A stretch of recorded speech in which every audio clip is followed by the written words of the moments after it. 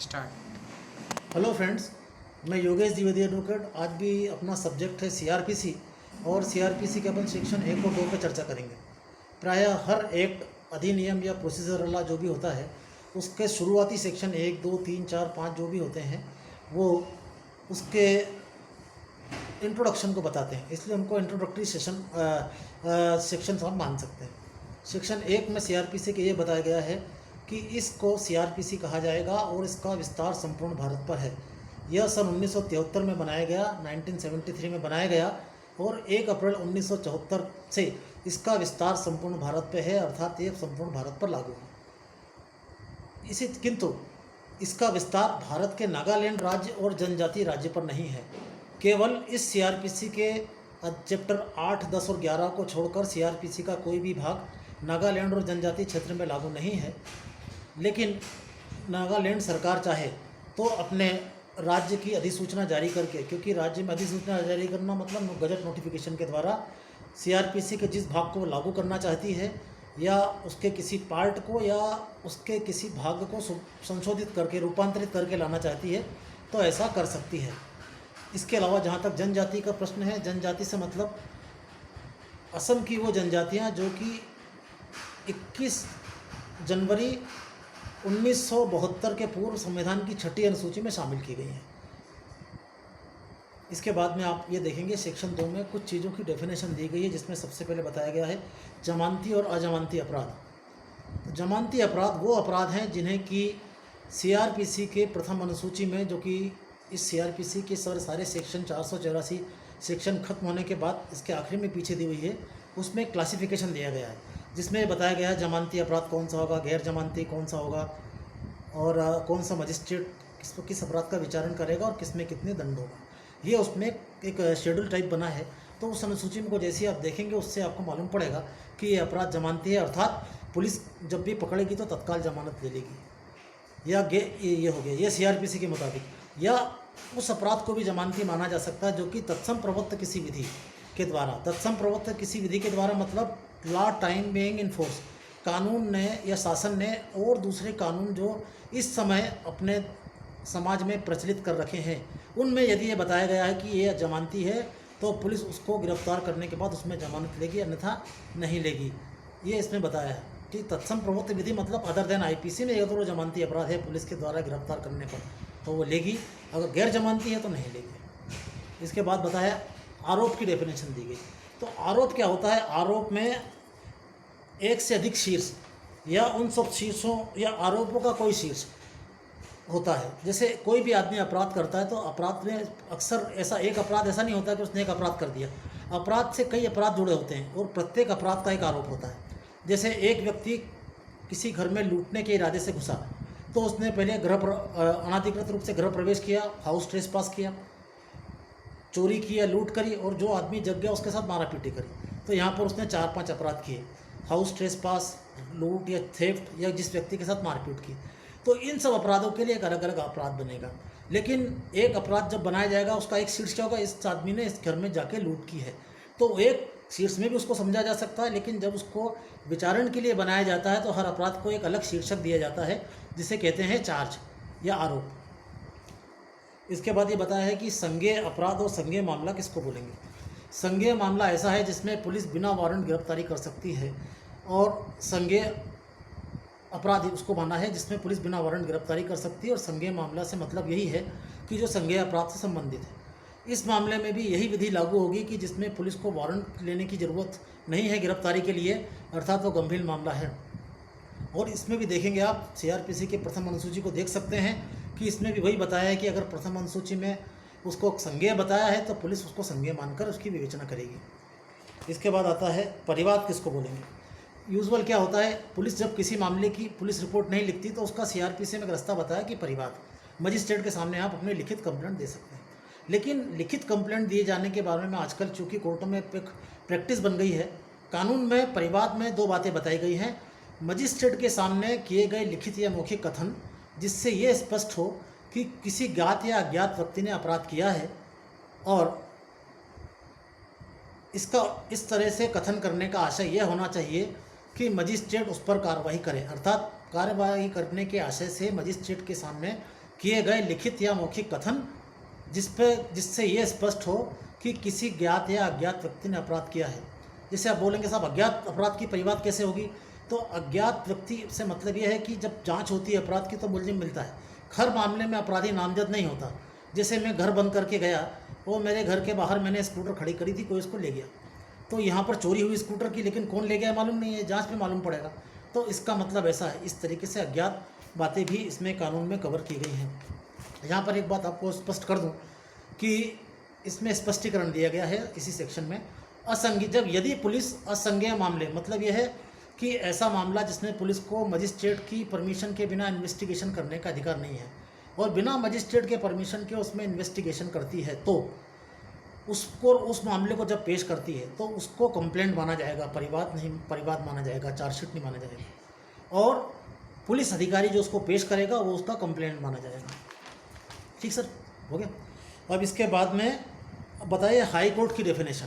तो आप संविधान पढ़ेंगे, सीआरपीसी देखेंगे, प्रत्येक राज्य का एक हाई कोर्ट होगा। लेकिन कहीं कहीं जहाँ पर राज्य यूनियन टेरिटरी है, केंद्र शासित प्रदेश हैं, उनकी हाई कोर्ट शुरू में नहीं होती, छोटे राज्य होते हैं और कभी भी इनको राज्य का दर्जा कानूनी अमली जमा पहना कर दिया जा सकता है। तो मान लीजिए कोई छोटा राज्य है या संविधान के अंतर्गत यूनियन टेरिटरी के रूप में डिफाइन है, तो उस राज्य में हाई कोर्ट नहीं होगी। तो ऐसे राज्य क्षेत्र के बारे में किसी हाई कोर्ट की राज्य क्षेत्र को उसका हाई कोर्ट डिक्लेयर कर दिया जाता है। जैसे गोवा, दमन, दीव की पहले हाई कोर्ट नहीं थी तो बॉम्बे हाई कोर्ट आते थे, अब गोवा में हाई कोर्ट बन गया, गोवा इंडिपेंडेंट स्टेट बन गया। इसी तरीके से अंडमान निकोबार में देखेंगे आप तो वहाँ की कलकत्ता हाई कोर्ट, वो आज भी केंद्र शासित प्रदेश है। इसी तरीके से राज्य क्षेत्र के मामले में आप ये देख सकते हैं, यूनियन टेरिटरी के मामले में ये भी हो सकता है कि किसी भी राज्य की हाई कोर्ट जो कि सुप्रीम कोर्ट नहीं है, सुप्रीम कोर्ट के सबॉर्डिनेट है, और उसके अंतर्गत किसी भी राज्य क्षेत्र या संघीय राज्य क्षेत्र की यूनियन टेरिटरी वाले स्टेट की क्रिमिनल अपील पेश करने का सर्वोच्च न्यायालय है राज्य के स्तर पर, लेकिन देश का सर्वोच्च न्यायालय नहीं है, उसे भी उच्च न्यायालय माना जा सकता है। इसके बाद में ये बताया गया है न्यायिक कार्रवाई। तो न्यायिक कार्रवाई जो होती है शपथ पर होती है, मतलब ऐसी कार्रवाई जब मजिस्ट्रेट के सामने चलती हैं उनको न्यायिक कार्रवाई माना गया है, लेकिन उनकी परिभाषा के रूप में कहा गया है ऐसी कार्रवाई जिन पर शपथ पूर्वक साक्ष्य लिया जा सकता है, मतलब शपथ लेकर गवाही ली जा सकती है, और ये होता है कोर्ट और मजिस्ट्रेट के सामने, इसलिए उनको माना जा सकता है। इसके बाद में आता है, इसका डेफिनेशन है स्थानीय क्षेत्राधिकारिता, लोकल जुरिसडिक्शन। ये अक्सर होता है थाने का लोकल जुरिसडिक्शन और कोर्ट का जुरिसडिक्शन, मतलब कोर्ट की स्थानीय क्षेत्राधिकारिता क्या होगी। तो कोर्ट की स्थानीय क्षेत्राधिकारिता वो होगी जहाँ पर वो एक न्यायालय या मजिस्ट्रेट सीआरपीसी के अंतर्गत जो भी उसको अधिकार दिए गए हैं उनका वह इस्तेमाल कर सके, अपने क्षेत्राधिकार का प्रयोग कर सके, या जैसा कि उसको इस मामले में सीआरपीसी के द्वारा उसकी क्षेत्राधिकारिता नियत की गई है वह क्षेत्र। अब इसमें बाद है डेफिनेशन है महानगर की। तो महानगर से मतलब ये है, आगे आप सेक्शन 8 में पढ़ेंगे कि महानगर शासन डिक्लेयर करता है गजट नोटिफिकेशन के द्वारा, लेकिन सीआरपीसी के अंतर्गत महानगर वो है जो धारा 8 सीआरपीसी की धारा 8 के अंतर्गत जिसे महानगर घोषित किया गया है। अमूमन ये होता है कि जिस शहर की आबादी 10 लाख से ज़्यादा होती है उसको शासन महानगर डिक्लेयर कर सकता है, लेकिन इसके लिए भी गजट नोटिफिकेशन किया जाना ज़रूरी होती है।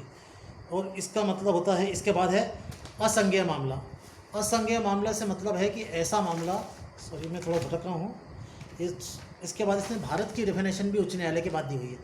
तो भारत से मतलब ये है कि सीआरपीसी के अंतर्गत भारत की परिभाषा क्या है, जहाँ तक सीआरपीसी लागू है वह समस्त क्षेत्र भारत क्षेत्र सीआरपीसी के पॉइंट ऑफ व्यू से माना जाएगा, ये उसमें बताया गया है। इसके बाद बताया गया है कि विचारण, ट्रायल किसको बोलेंगे, सॉरी ट्रायल नहीं दिया गया है, इसमें बताया गया है कि जांच किसको मानेंगे, इंक्वायरी।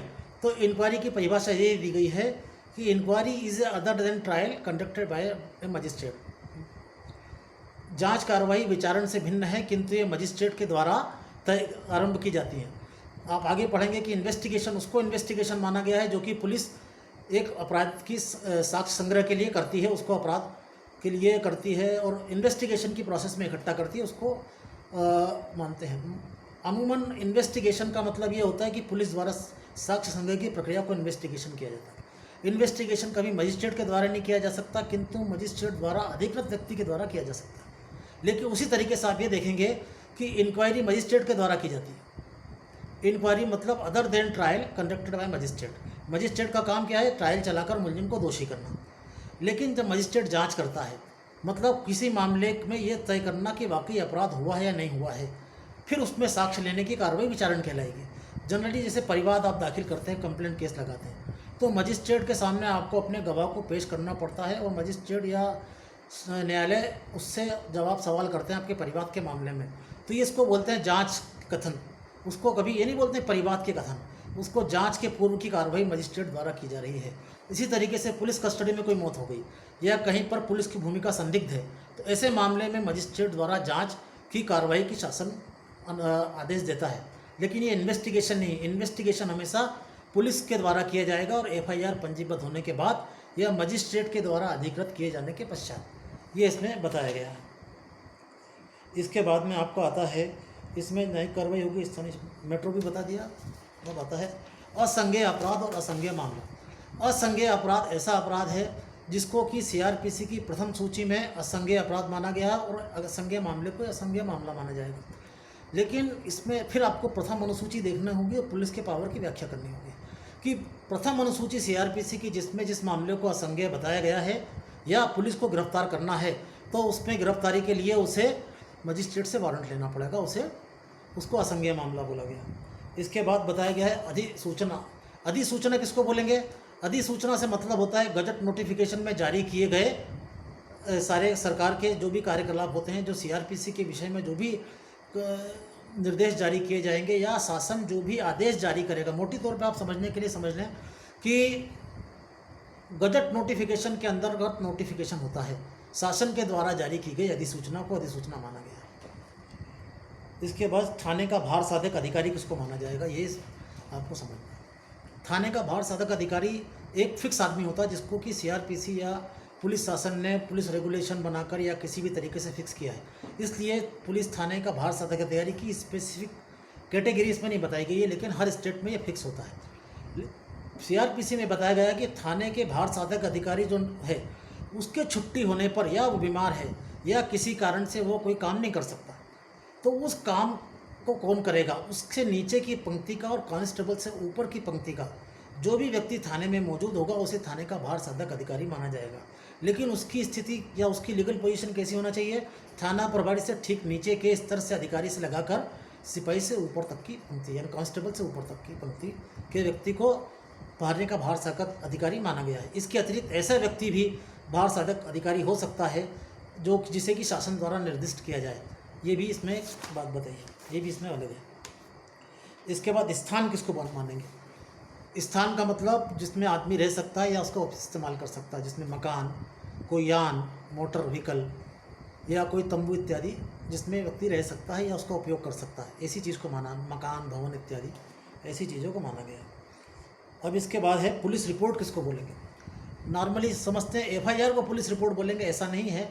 पुलिस रिपोर्ट से मतलब है यहाँ पर चार्जशीट मजिस्ट्रेट के सामने आगे आप सेक्शन 173 सीआरपीसी का पढ़ेंगे, उसमें पुलिस रिपोर्ट पेश करती है। पुलिस रिपोर्ट का मतलब होता है वो है कि सीआरपीसी के सेक्शन 173(2) के अंतर्गत प्रस्तुत किया गया चालान यानी चार्जशीट, उसको पुलिस रिपोर्ट माना गया सीआरपीसी के अंतर्गत। इसके बाद थाना किसको बोलेंगे? प्लीडर, स्थान हो गया प्लीडर। प्लीडर से मतलब यह है कि ऐसा व्यक्ति जो कि न्यायालय के समक्ष विधि व्यवसाय कर सकता है या न्यायालय उसको विधि व्यवसाय की अनुज्ञा देता है या कोई विधि व्यवसायी है। खुली भाषा में आप इसको कह सकते हैं एन एडवोकेट या है, और जो विधि व्यवसाय कर सकता है। ऐसा व्यक्ति जब शासन की तरफ से पैरवी करता है तो लोक अभियोजक कहलाता है, और जब मुलजिम की तरफ से पैरवी करता है तो उसको मुलजिम का वकील, डिफेंस काउंसिल या प्राइवेट काउंसिल बोलते हैं। इसके अतिरिक्त ऐसा व्यक्ति भी प्लीडर की डेफिनेशन मान सकता है जिसको न्यायालय अपने समक्ष इस हेतु उसको नियुक्त करे कि वह अपना विधि व्यवसाय के रूप में या न्यायालय की दृष्टि से उस मामले में वह प्लीडर नियुक्त किए जाने हेतु उचित है, तो उसको कोर्ट प्लीडर नियुक्त कर देगी। इसके बाद थाना किसको बोलेंगे? थाना ऐसा होता है जिस पुलिस थाना, थाने का मतलब क्या है? पुलिस थाना। पुलिस थाने के अंतर्गत चौकी भी आती है। पुलिस थाना एक नोटिफाइड स्थान पर होता है कि ये थाने के लिए जगह है। लेकिन मान लीजिए कभी कुछ इमरजेंसी है, कहीं कुछ जा रहे हैं, तो तंबू तान के भी इसका काम चलाया जा सकता है। हालांकि ये सीआरपीसी में डिफाइन नहीं है, लेकिन प्रैक्टिकली ऐसा होता है। तो थाने के अंदर चौकी भी आती है, या ऐसा कोई स्थान जिसको कि शासन ने अधिसूचना जारी करके थाने के रूप में जिसकी व्याख्या कर दी है या जिससे निर्दिष्ट कर दिया है। और इसके बाद आता है स्थान में विहित। विहित किसको मानेंगे? विहित का मतलब है इस संहिता के अंतर्गत बनाए गए नियम और अधिनियम। सीधी बात यह है, इस संहिता के अंतर्गत विहित किए गए कानून कायदे या नियम विहित किए गए माने जाएंगे। इसके अंतर्गत बनाए गए या इसके निमित्त बनाए गए नियम, ये रूल्स रेगुलेशन इसके आ जाएंगे। इसके बाद पब्लिक प्रोसिक्यूटर किसको मानेंगे, ये अलग से डेफिनेशन है। पब्लिक प्रोसिक्यूटर यद्यपि विधि व्यवसायी होता है, लेकिन पब्लिक प्रोसिक्यूटर के अंतर्गत विशेष रूप से बताया गया है कि धारा 24 सीआरपीसी की इसमें व्याख्या करती है कि शासन की ओर से पैरवी करने वाले को लोक अभियोजक कहेंगे। ऐसा विधि व्यवसायी, आम भाषा में आप समझ सकते हैं कि जो शासन की ओर से पैरवी करेगा। इसकी नियुक्ति के प्रावधान धारा 24 में दिए गए हैं। तो सीआरपीसी में डिफाइन किया है कि जिसकी नियुक्ति धारा 24 के अंतर्गत की गई है उसे लोक अभियोजक कहा जाएगा, या ऐसा व्यक्ति जो लोक अभियोजक के निर्देशानुसार कार्य करेगा उसे लोक अभियोजक माना गया है। इसके बाद माना गया कि समन्स मामला कौन सा है? समन्स मामला वो है जो वारंट मामला नहीं है, अर्थात छोटे केसेस। ऐसे सभी मामले समन के रूप में विचारण किए जा सकते हैं जिनमें कि 2 साल से कम की सज़ा है या 6 माह तक की सज़ा है, ऐसा हो सकते हैं। यद्यपि सीआरपीसी में ऐसा नहीं लिखा है। सीआरपीसी में ये बताया गया है कि एक case which is not warrant trial is a summon case. तो समन मामला वो जो वारंट मामला नहीं है, ऐसा परिभाषित किया गया है। इसके बाद आपका बताया है कि पीड़ित व्यक्ति किसको मानेंगे।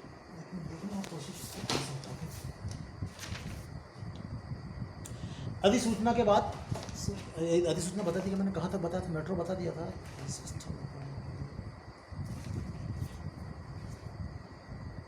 पीड़ित की डेफिनेशन दी गई। पीड़ित व्यक्ति किसको माना जाएगा?